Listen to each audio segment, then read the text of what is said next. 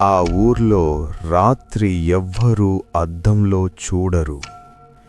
ఈ కథ జరుగుతున్న ఊరు పేరు దేవరపల్లి.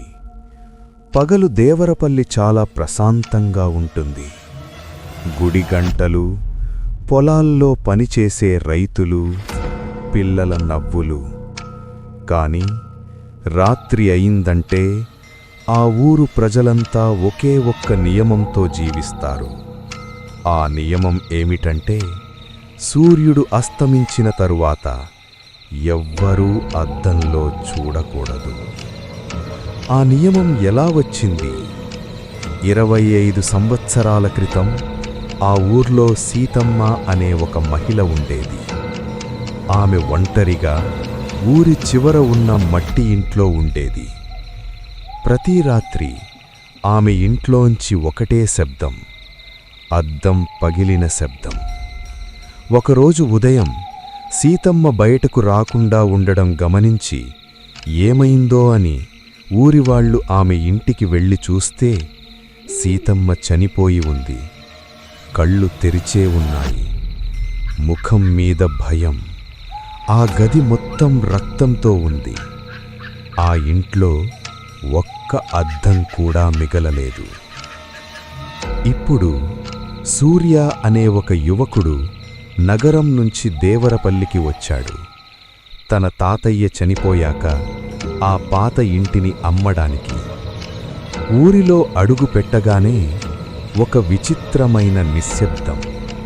సాయంత్రం అవుతుండగా ఊరి పెద్ద ఒకరు సూర్యని ఆపి చెప్పారు, రాత్రి అద్దంలో చూసుకోకు నాయనా, ఏం జరిగినా చూసుకోకు.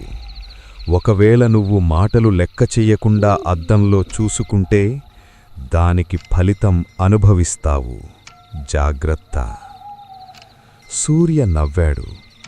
ఇవన్నీ నమ్మే రోజులు పోయాయి తాత అని అన్నాడు. రాత్రి 9 గంటలు. కరెంటు లేదు. కొవ్వొత్తి వెలుగులోనే అన్నం తిన్నాడు. తిన్న తరువాత సూర్య చేతులు కడుక్కోవడానికి బాత్రూంకి వెళ్ళాడు. అక్కడ ఒక చిన్న అద్దం. అద్దంలో చూసుకున్నాడు. ఏమీ జరగలేదు అనుకొని బయటకి వచ్చాడు. కాని వెనుక నుంచి ఒక స్వరం, నువ్వు నన్ను చూశావు కదా. రెండో రోజు రాత్రి తరువాత సూర్యకి నిద్ర రాలేదు. కళ్ల ముందు అద్దంలో కనిపించిన ఒక ముఖం. అది తనది కాదు, ముసలి మహిళ ముఖం.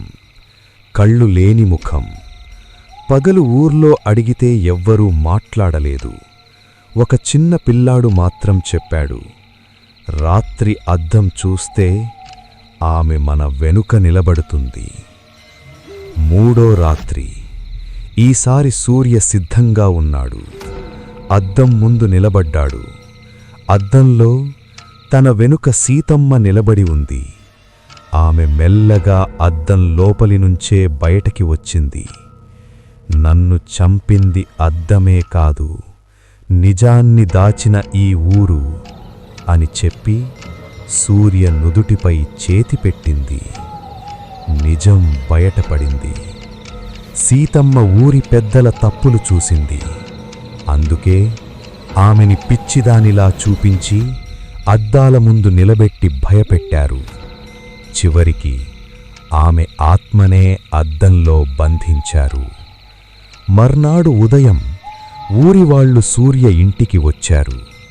అక్కడ సూర్య శరీరం మంచం మీద ఉంది. కళ్ళు తెరిచి ముఖం మీద అద్దం పెంకులు గుచ్చుకొని ఉన్నాయి. కళ్ళు గుంతలు ఉన్నాయి. గది మొత్తం రక్తమయం. కాని కొంతసేపటికి సూర్య కనిపించలేదు. ఊరి జనానికి ఏం జరిగిందో అర్థం కాలేదు. చెమటలు పట్టాయి. భయంతో బిక్కుబిక్కుమన్నారు. శరీరం ఎక్కడికి వెళ్ళింది? ఇప్పుడే కదా చూశాము. అందులోనే ఏమైపోయింది అని చుట్టూ చూశారు. అలాగే అద్దంలో చూడగా ఒక ముఖం గుర్తుపట్టలేనట్టుగా ముఖం నిండా గాజు ముక్కలే. ఊరి జనంలో ఒకరు ఆ ముఖం ఎవరిది అని దగ్గరగా వెళ్ళాడు. అద్దంలోంచి ముఖం బయటకు వచ్చింది. నేనే సూర్య అని అన్నాడు. భయంతో జనం పరుగులు తీశారు. ఇప్పటికీ ఈ సంఘటన చుట్టుపక్కల గ్రామాలు కథలుగా చెప్పుకుంటారు. ఈరోజు కూడా దేవరపల్లిలో ఒకే నియమం ఉంది. రాత్రి అద్దంలో చూడకు. ఎందుకంటే అద్దం చూస్తున్నది నువ్వేనా, లేదా నిన్ను చూస్తున్నది అద్దంలో ఉన్న వ్యక్తేనా అనేదే ప్రశ్న. మిత్రులారా, కథ నచ్చితే లైక్ అండ్ సబ్స్క్రైబ్ చేసుకోండి. మరిన్ని ఇంట్రెస్టింగ్ టాపిక్స్తో మీ ముందుకు వస్తాను.